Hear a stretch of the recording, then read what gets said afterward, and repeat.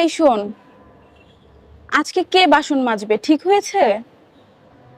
আমি তো কালকেই বাসন মেজেছি, আজকে আমার ছুটি। ভাইকে বল দিদি। আরে না না, আমি তো বাজার করে এসেছি, আমার দায়িত্ব শেষ। সবাই শুধু অজুহাত দিচ্ছে, শেষমেশ আমাকেই করতে হবে, তাই না? তা কেন, আমরা ভাগ করে নিই, একজন বাসন ধোবে, একজন বাসন মাজবে। ঠিক আছে, আমি বাসন মাজবো, কিন্তু ধোবে কে? আমি কিন্তু ধুতে পারবো না, এই বলে দিচ্ছি। আচ্ছা আচ্ছা, আমি বাসন ধুয়ে দিচ্ছি, তবে পরে চা কিন্তু তোরাই বানাবি। ঠিক আছে, চা আমি বানাবো, কিন্তু বিস্কুট তুই আনবি দাদা, বাটার বিস্কুট। ঠিক আছে।